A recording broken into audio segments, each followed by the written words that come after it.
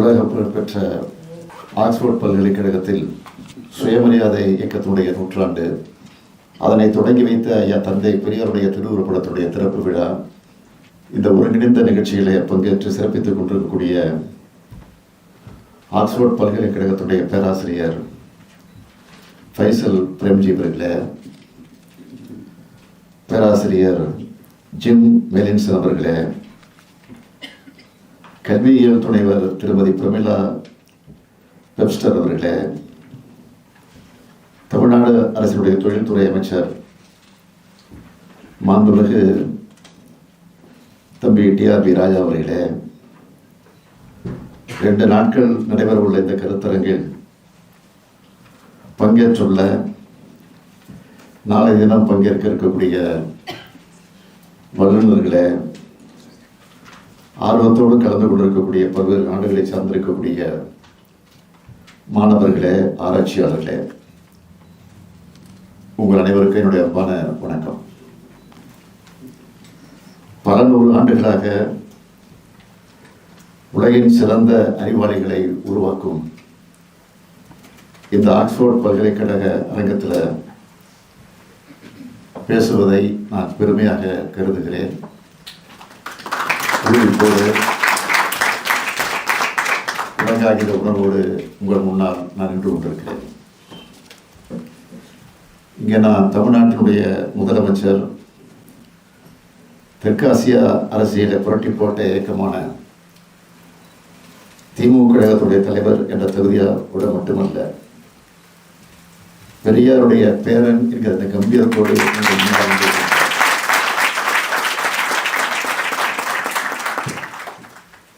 பகுத்தறிவு பகலவன் அறிவாசான் தந்தை பெரியாரின் படத்தை ஆக்ஸ்போர்டு பல்கலைக்கழகத்தில் திறந்து வைக்கிறத என்னுடைய வாழ்நாள் பெருமையாக நான் கருதி கொண்டிருக்கிறேன். பகுத்தறிவு பட்டொலி உலகம் முழுக்க பரவி வருவது என்பதன் அடையாளம்தான் இந்த படத்திறப்பு நிகழ்ச்சி. பெரியார் இன்று உலகம் முழுக்க தேவைப்படுகிறார் என்பதன் அடையாளமா அவருடைய படத்தை திறக்க திட்டமிட்டிருக்கீங்க. ஆக்ஸ்போர்டு பல்கலைக்கழகம் அறிவோட அடையாளம் மட்டுமல்ல, உரிமையின் அடையாளம். இது மனித உரிமையுடைய அடையாளம், உலக அடையாளம். அப்படிப்பட்ட இங்கு பெரியாரோட படம் திறக்கப்படுவது என்பது உள்ளபடிய பெருமைக்குரிய ஒன்றாகும். பெரியார் உருவாக்கின சுயமரியாதை இயக்கத்தை உலகமயமாக்கும் நோக்கத்தோடு இந்த கருத்தரங்கை ஏற்பாடு செய்துள்ள பேராசிரியர்கள் ஃபைசல் தேவ்ஜி, ஜேம்ஸ் மல்லின்சன் உள்ளிட்ட அனைவருக்கும் என்னுடைய நன்றி.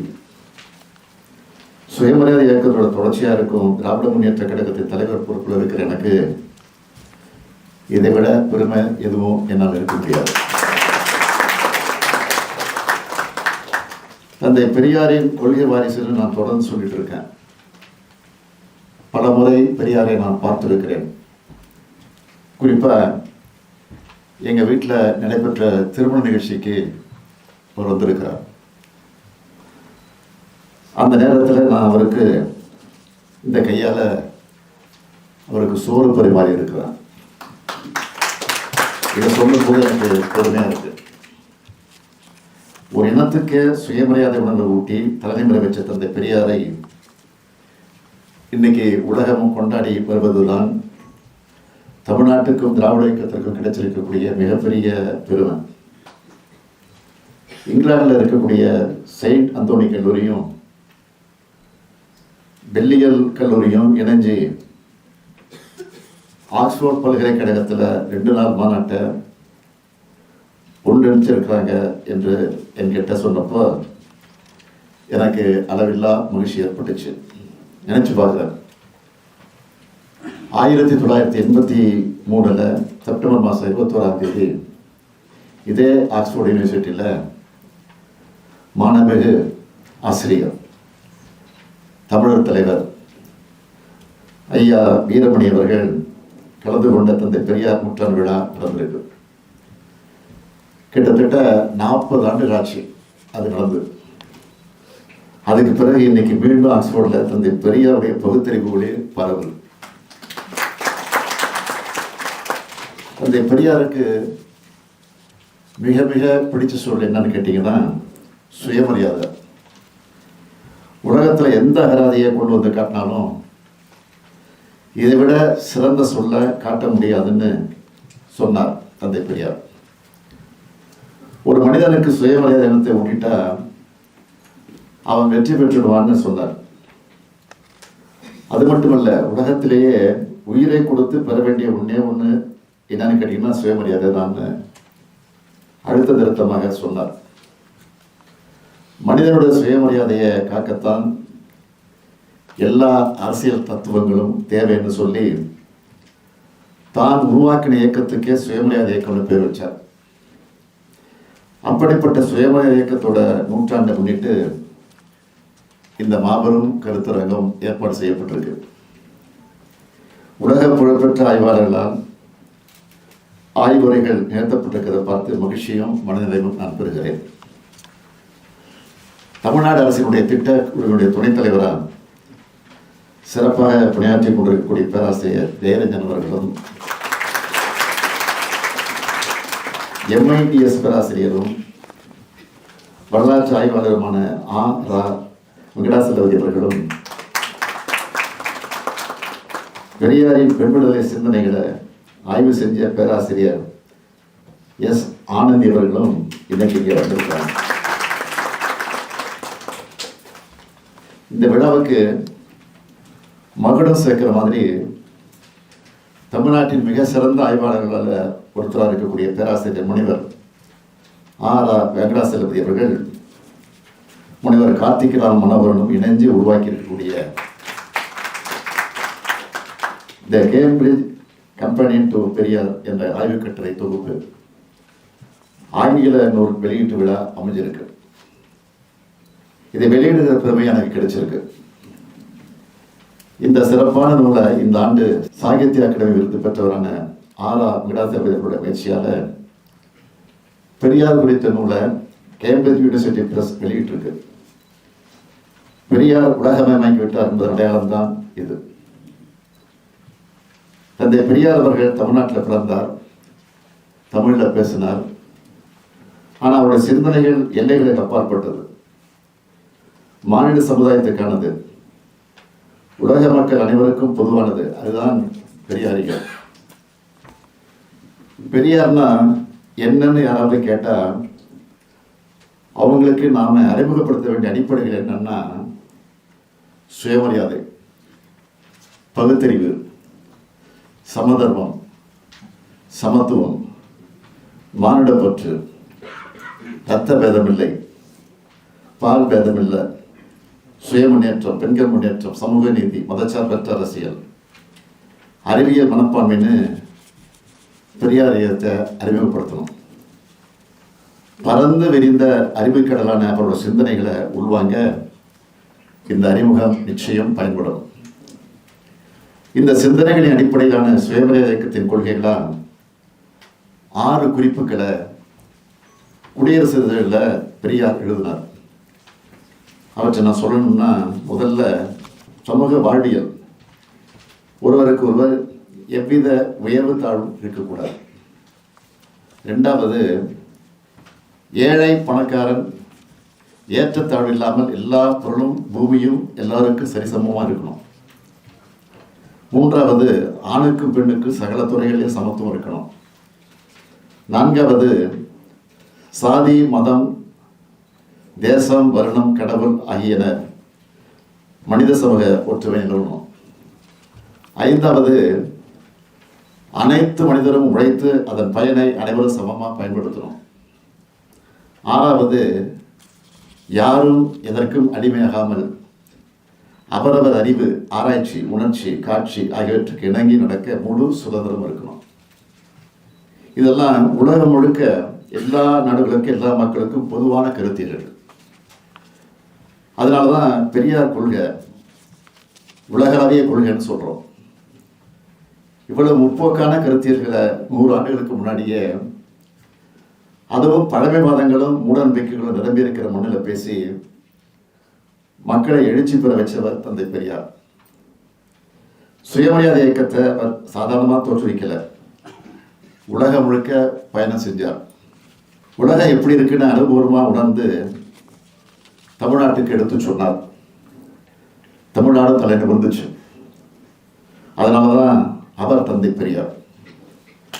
தந்தை பெரியாருடைய உலக பயணங்களை சுருக்கமாக பட்டியலிட்டு சொல்லணும்னா, 1929 மலேசியா சிங்கப்பூருக்கும், 1932 எகிப்து, கிரீஸ், துருக்கி, Germany, Spain, France, England, Portugal, Soviet ரஷ்யான்னு ஓராண்டு முழுக்க பயணம் செஞ்சார். அப்போ இந்த இங்கிலாந்து நாட்டில் ஜூன் 16 முதல் ஜூலை 6 வரைக்கும் பல்வேறு பகுதிகளுக்கு பயணம் செஞ்சார். இங்கே தான் கம்யூனிஸ்ட் தலைவர் லெனின் எழுதின மதம் என்ற நூலை வாங்கினார். இங்கே இருக்கக்கூடிய ஃபான்ஸ்லேவில் நடந்த கூட்டத்தில் பங்கேற்று பல்லாயிரக்கணக்கான தொழிலாளர்களுக்கிடையே துணிச்சலாக பேசினார். அந்த கூட்டத்தில் இருந்த நிறைய பேர் லேபர் பார்ட்டியை சேர்ந்தவங்க. அப்போது இந்தியாவில் நடந்துட்டு இருந்தது பிரிட்டிஷ் ஆட்சி. ஆனால் அதை பற்றியெல்லாம் கவலைப்படாமல் இங்கே தொழிலாளர் நட்பு ஆட்சியை நடத்துறதா சொல்கிறீங்க, ஆனால் இந்தியாவில் தொழிலாளர்களுக்கு விரோதமாக ஆட்சி நடக்குதுன்னு வெளிப்படையாக குற்றம் சாட்டினார். இந்த துணிச்சல் தான் தந்தை பெரியார். அதனால தான் காலங்கள் கடந்தும் என்றென்றும் பெரியார்னு எல்லாராலும் நினைக்கப்படுகிறார். இன்னும் எத்தனை 100 ஆண்டுகள் கடந்தாலும் தந்தை பெரியார் தொடர்ந்து நினைக்கப்படுவார், போற்றப்படுவார். அவரது சமூகத்தில் விதைச்சது நாத்திகம் இல்லை, பகுத்தறிவு. அதனால தான் நானே சொன்னாலும் உன் புத்திக்கு சரின்னு பட்டதை ஏற்றுக்கோ, இல்லைன்னா விட்டுடுன்னு சொன்னார் தந்தை பெரியார். வெறும் நம்பிக்கையை கண்டிப்பாக ஏற்றுக்கக்கூடாதுன்னு சொல்லி எல்லாத்தையும் கேள்வி கேட்க சொன்னார். எல்லாத்துக்கும் விடையை கண்டுபிடிக்கணும், எதையும் லாஜிக்காக அணுகணும். இந்த அறிவியல் சிந்தனையைத்தான் பரப்பினார். அறிவியல் மனப்பான்மையைத்தான் அவர் விதைச்சார். இன்றைக்கு ஏற்பட்டிருக்கக்கூடிய அத்தனை அறிவியல் மாற்றங்களையும் இனி வரும் உலகம்னு தொலைநோக்கு பார்வையோடு சொன்ன சிந்தனையாளர் தந்தை பெரியார். பகுத்தறிவும் அறிவியலும் ஒரே நேர்கோட்டில் இருக்கும். அறிவின் கூர்மைதான் பகுத்தறிவுன்னு எடுத்து சொன்னதுனால தான் ஆக்ஸ்போர்ட் பல்கலைக்கழகம் அவரை பற்றி அவர் வரைஞ்சி இத்தனை ஆண்டுகள் கழிச்சும் விவாதிக்குது. கேம்பிரிட்ஜ் பல்கலைக்கழகம் புத்தகம் வெளியிடுது. சுயமரியாதை இயக்கத்தை 1925ஆம் ஆண்டு தொடங்கினாலும் சுயமரியாதை சிந்தனையானது பெரியாருக்கு இளமை காலத்திலே வந்துடுச்சு. அவர் அப்போவே அப்படித்தான். அவருடைய லைஃப் ஹிஸ்டரியை கொஞ்சம் பார்த்தா செஞ்சிருக்கக்கூடிய புரட்சிகள் புரியும். ஆதிக்க சாதியினர் வீட்டில் தண்ணீர் குடிச்சதுனால அவமானப்பட்டதும், தாழ்த்தப்பட்டவர் வீட்டில் தண்ணீர் குடிச்சதுனால சொந்த வீட்டில் அவமானப்பட்டதும் சின்ன வயசுலேயே மனசில் ஒரு தாக்கத்தை ஏற்படுத்துச்சு. பெரியாருடைய தங்கை மகள் அம்மாயிக்கு 10 வயசு தான். 13 வயசு பையன் கூட திருமணம் வாங்கி மணமான 60 நாளிலே மணமகன் இறந்து விட்டார். மறுமணத்துக்கு குடும்பத்தில் உள்ள எல்லோரும் எதிர்ப்பு தெரிவித்தாங்க. அதையெல்லாம் மீறி அந்த பெண்ணுக்கு 2வது திருமணம் நடத்தி வச்சார். மாற்று சமூகத்தினரோட காதல் திருமணங்களை ஊரார் எதிர்ப்பை மீறி நடத்தி வச்சார். தெருக்களுக்கு வைக்கப்பட்ட சாதி பெயர்களை நீக்கினார். நகராட்சி பள்ளிகளில் தீண்டப்படாத வகுப்பு குழந்தைகளை சேரவும் படிக்க வழிகண்டார். இந்திய விடுதலை போராட்ட இயக்கத்தில் சேர்ந்த பெரியார் அப்பவும் சீர்திருத்த கருத்துக்களை பரப்புவதில் முனைப்பாக இருந்தார். சேரன் மாதேவி குருகுலத்தில் எல்லாருக்கும் சமான உணவு தரப்படணும், வைக்கத்தில் எல்லாரையும் கோயில் தெருவில் செல்ல அனுமதிக்கணும்னு போராடினார். இடஒதுக்கீடு உரிமைக்காக காங்கிரஸ் மாநாடுகளில் தீர்மானம் கொண்டு வந்தார். அந்த தீர்மானங்கள்லாம் தோற்கடிக்கப்பட்டுச்சு. அங்கேயும் உயர் சாதியினரின் ஆதிக்கம் இருக்கிறத பார்த்து அரசியல் விடுதலை மட்டும் போதாது, சமூக விடுதலையும் தேவைன்னு அதிலிருந்து அவர் வெளியேறினார். அப்படி உருவானது தான் இன்னைக்கு நாம விழா எடுத்துக் கொண்டிருக்கக்கூடிய சுயமரியாதை இயக்கம். சமூக நீதி, அதே போல பெண்களுக்கு சொத்துரிமை, தீண்டாமை ஒழிப்பு, பொது இடங்களில் பட்டியலினத்தவருக்கு தடை இருக்கக்கூடாது, நில உரிமை, கைம்பெண் வருமானம், தமிழுக்கு முக்கியத்துவம், சமஸ்கிருத ஆதிக்க எதிர்ப்பு, இந்திய திணிப்புக்கு எதிர்ப்பு ஆகியவைதான் சுயமரியாதை இயக்கத்தோட அடிப்படை கொள்கைகள். இந்த கொள்கைகளுக்காக பெரியார் அலைந்த அலைச்சல் நினைச்சே பார்க்க முடியாது, யாரும் அலையாதது. 14/2/1937 அன்று மட்டும் ஒரே நாளில் 17 சிற்றூர்களில் பெரியார் பேசியிருக்கிறார். 16/2/1962 மட்டும் 19 கூட்டங்களில் பெரியார் பேசியிருக்கிறார். 82 வயசுல பேசியிருக்கிறார். 95 வயசுலையும் 98 நாட்கள் அலைஞ்சிருக்கிறார் தந்தை பெரியார்.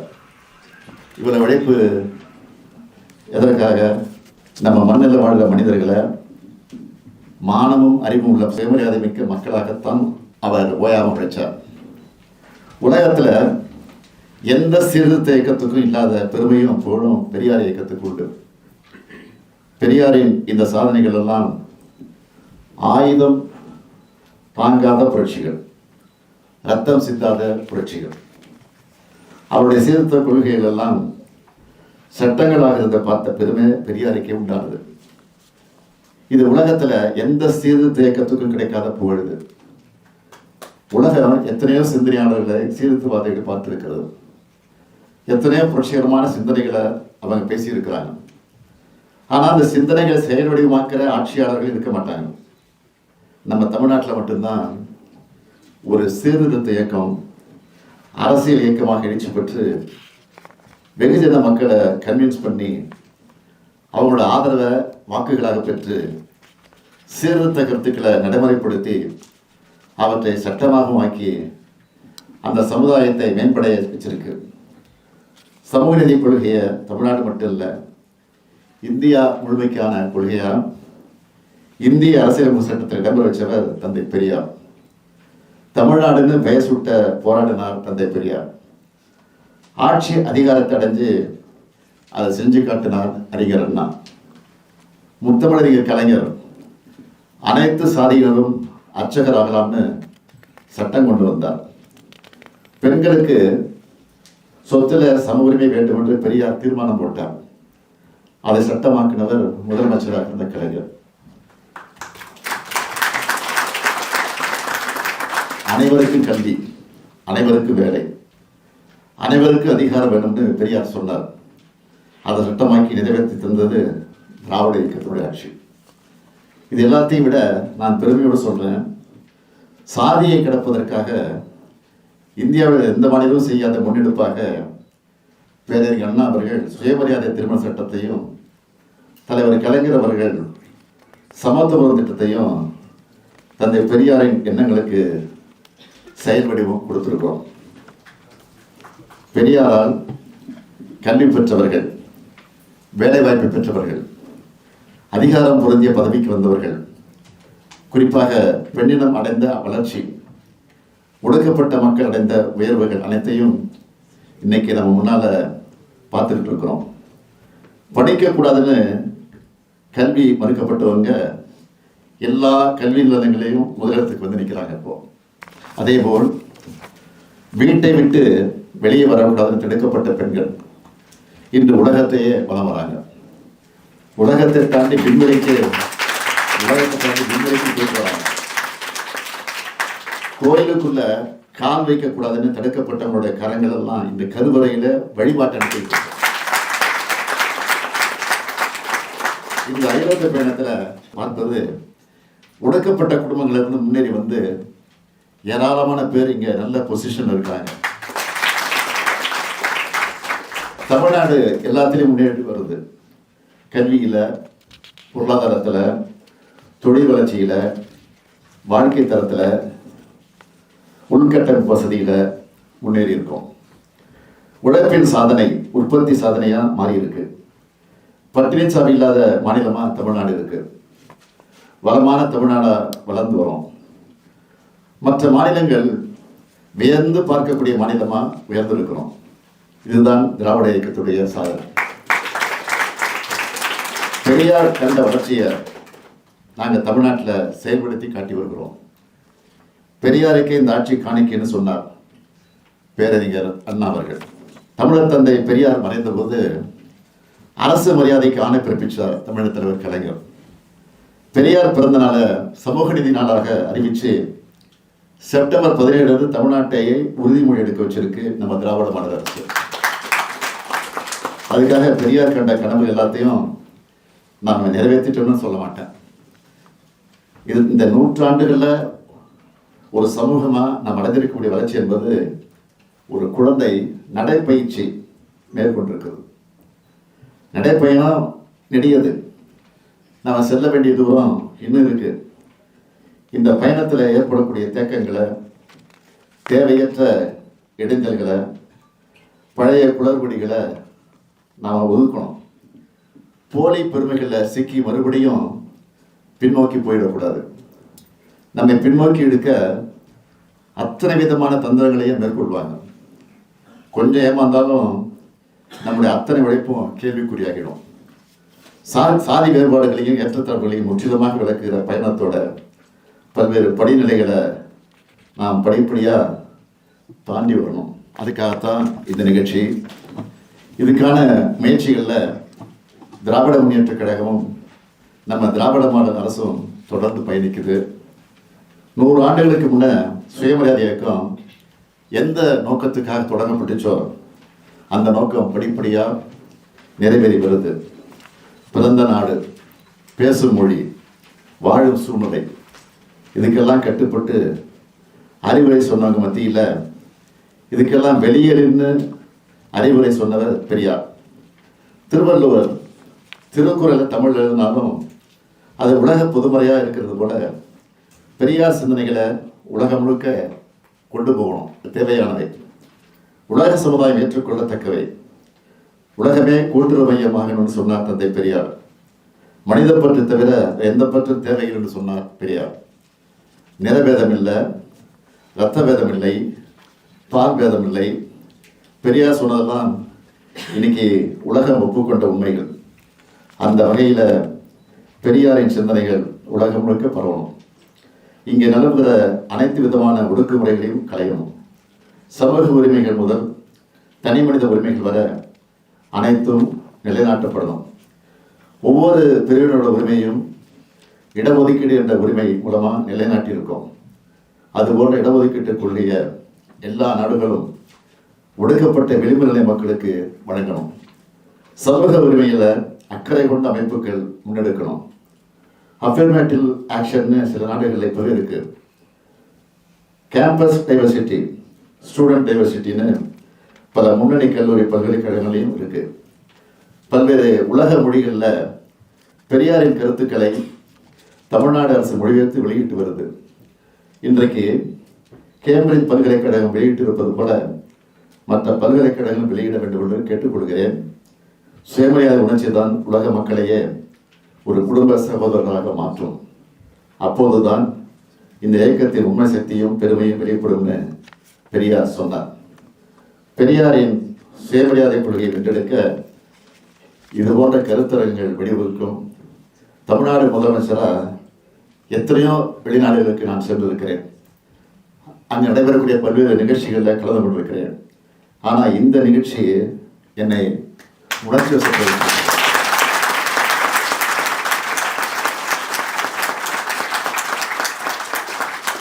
உணர்ச்சி வசப்பட்டு வைக்கப்படுவதற்கு காரணம் தந்தை பெரியார்.